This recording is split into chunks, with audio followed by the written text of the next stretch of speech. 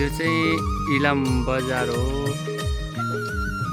अनि यो तल देखिएको यो सबै माई खोला हो हैन। अस्तिको बाढीले गर्दाखेरि चाहिँ यति असर गर्यो। अनि यो नामसालिङ, यो पहिलो देखेको चाहिँ हात्तीटार स्कुल, यो नामसालिङ भयो। अनि यो घर भनेको चाहिँ हाम्रो घर मिस्टर रेलबहादुर मगर, यो हाम्रो सन्तबहादुर धमला जेठा। अनि यता माथि गएपछि चाहिँ तामाङ खालहरू पर्छ। यो पञ्चायत कालमा बनिएको यो बाटो चाहिँ हो, तर यो बाटो अहिलेसम्म ग्राभल पनि भएको छैन, बनिया पनि छैन, जस्तोको तस्तै छ बाटो चाहिँ।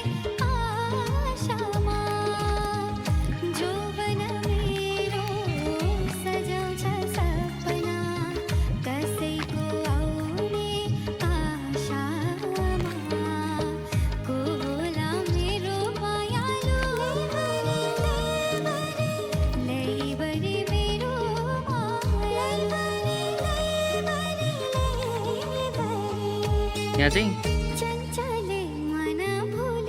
ग्राभल छैन, बाटो जस्तोको तस्तै छ।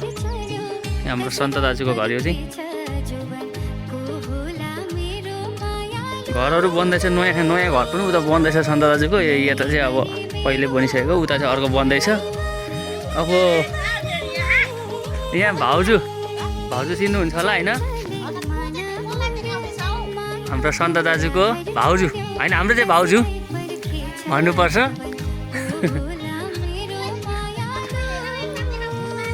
फुलबारीहरू छ, घरहरू। यो हाम्रो लीला दाजुको घर हो ठ्याक्कैसँगले यो चाहिँ।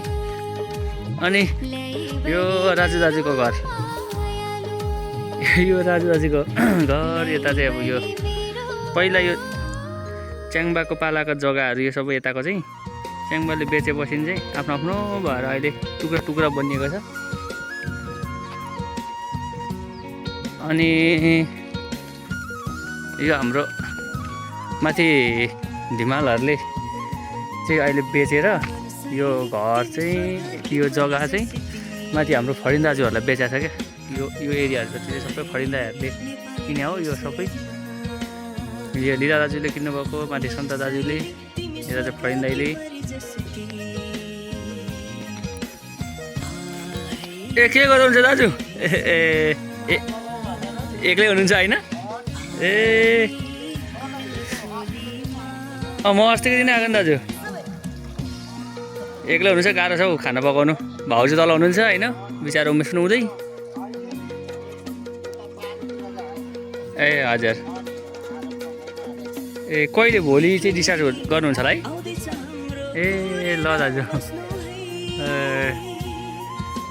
अनि यता चाहिँ यो पहिला अलिक वर्ष अगाडि यो नालीहरू बनाएको थियो। नाली छ, बाटो त ठिकै छ, तर पुरानो बाटो राम्रो चाहिँ बनाउनु चाहिँ अहिलेसम्म पिचर सिचर गर्नुपर्ने केही गरेको छैन।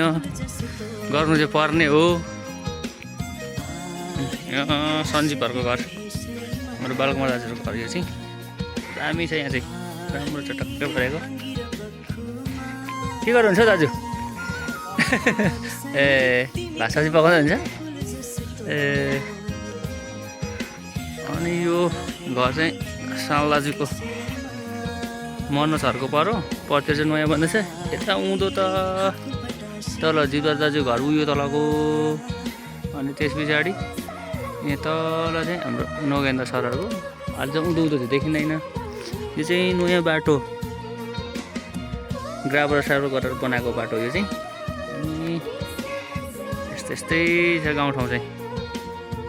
यो मनोजहरूको, हाम्रो सालदाजुको घर। कुखुराको भालेहरू चाहिँ यता चाहिँ टन्नै छन्। यहाँ अब रक्सी पनि बन्दैछ।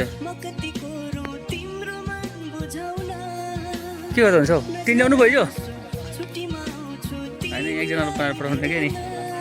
लु है बाख्राहरू त कति ल्याउनु हटिने यो? ए सन्चै हुन्छ नि। यता दाजु, यता भाउजू बाख्रा स्याहार्दै हुनुहुन्छ, रक्सी पार्दै। कमाने कान्छा काका घर चाहिँ यता पर, यहाँ पर चाहिँ हाम्रो गत्र दाजुहरूको घर।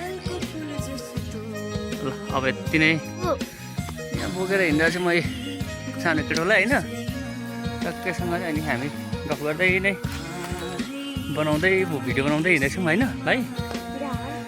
यो प्याउले हुन्छ हौ केटा नि अलिक मम्मी नहुँदाखेरि हो कि होइन हेरौँ हो होइन